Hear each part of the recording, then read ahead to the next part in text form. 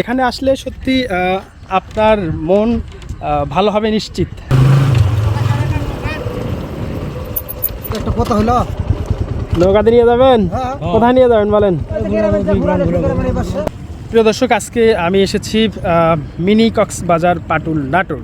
তো আজকের ভিডিওটা খুবই ইন্টারেস্টিং হতে যাচ্ছে, তো ভিডিওটি না টেনে শেষ পর্যন্ত দেখতে থাকুন। আমরা একটু ঘুরে আসি গাড়ি নিয়ে, তারপর না যাবো। ঠিক আছে। মিনি কক্সবাজারে প্রবেশ করতেই অনেকগুলো মাঝি আমাদেরকে ডাকছিল এবং বলছিল যে তাদের নৌকাতে ওঠার জন্য। যেহেতু আমরা বাইক নিয়ে আসছি তাই বললাম আমরা একটু সামনে থেকে ঘুরে আসি, তারপর না হয় নৌকাতে উঠবো। আসলে নৌকাগুলো এত সুন্দর ছিল যে আসলে মনে হচ্ছিল যে এখনই একটু নৌকাতে ঘুরে আসি। আর সামনের যে রাস্তাটা, এই রাস্তাটা দেখে মনে হচ্ছিল যে না, আমার মনে হয় সামনের দিকে যাওয়াটাই বেটার হবে। আসলে দুইটা লোভই কাজ করছিল, কাজ করবে না কেন?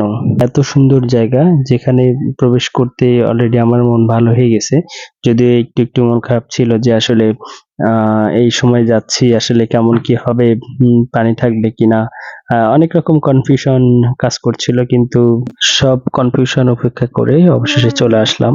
আর আপনারাও এই সুন্দর দৃশ্যগুলো দেখতে থাকুন, আশা করি আপনাদের অনেক ভালো লাগবে। এই পাশে দেখছেন অনেকে অনেক দূর দূর থেকে মাছ ধরতে আসছে, বড়শি দিয়ে অনেক লোকজন মাছ ধরছে। তো এই দৃশ্যগুলো আপনাদের চোখে পড়বে।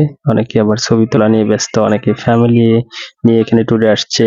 এখন আপনারা যে দৃশ্যটা দেখছেন, এটা আমার কাছে সুন্দর দৃশ্যগুলোর মধ্যে একটি। তবে আরেকটি সুন্দর দৃশ্য আছে, সেটা দেখতে হলে আপনাকে ভিডিওটি শেষ পর্যন্ত দেখতে হবে। আর আপনি এরকম জায়গায় আসতে চান কিনা তাহলে অবশ্যই কমেন্ট করে জানান। আর আরেকটি বিষয়, সেটি বলা হয়নি এখনো, যে আসলে এটা কোথায় এবং কিভাবে আসবেন। এটা নাটোর জেলা পাটুল মিনি কক্সবাজার লিখেও যদি আপনি সার্চ দেন গুগল ম্যাপে, তাহলে কিন্তু লোকেশন পেয়ে যাবেন। কিংবা আপনি নাটোর এসে যে কাউকে জিজ্ঞেস করলেই কিন্তু আসলে তারা আপনাকে সঠিক লোকেশনটা এবং কোন দিক দিয়ে আপনি খুব সহজেই আসতে পারবেন এটা কিন্তু আপনাকে জানিয়ে দিবে। আমরা এখন সামনের গ্রামটাতে যাব। আর এখানে আসার পরে আমার মনে হচ্ছিল যে আমরা অনেক দেরি করে ফেলেছি। আমাদের আরো অনেক সকাল সকাল আসা উচিত ছিল। এখানকার সৌন্দর্য দেখতে দেখতে কখন যে সময় কেটে যাবে একটু টের পাবেন না। বাইক নিয়ে যাচ্ছিলাম আর ভাবছিলাম কখন এই শীতল পানিতে আমার পাদুকা দুটা শুইয়ে দিব। আপনাদের জন্য একটি সতর্কীকরণ আগেই বলে রাখি, কারণ হয়তো পরে গিয়ে মনে থাকবে না। তো আপনারা যারা এখানে ঘুরতে আসবেন তারা অবশ্যই বিকেলের মধ্যেই রওনা হয়ে যাবেন, কারণ এই এলাকাটা আমার কাছে খুব একটা সুবিধার মনে হয় নাই, যেহেতু অনেক নির্জন ফাঁকা এলাকা। সো আমার মনে হয় যে আপনাদের খুব দ্রুত ব্যাক করাটাই বেটার হবে। তো আমরা কথা বলতে বলতে অলরেডি চলে এসেছি। তো আমরা বেশ ভালোই ঘোরাঘুরি করলাম, মোটামুটি ক্ষুধাও লেগে গেছে। তো আমরা এখানে একটা ফুচকা এবং চটপটির দোকান দেখতে পাচ্ছি, তো এখানে গিয়ে আমরা কিছু খাবো। ভাই কি কি আছে এখানে? কি কি হবে? চটপটি আর ফুচকা। এই যে এখানে মামুন ভাই অলরেডি বসে গেছে, আমরাও আসলাম। কি খাবে বলো? তোমার মন খারাপ?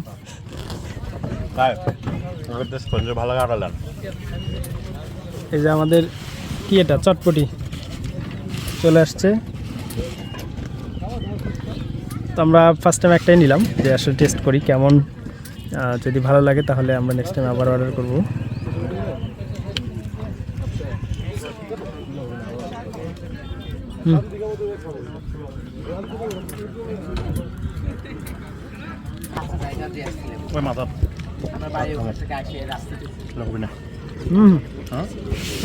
ভাত খাওয়া লাগবে।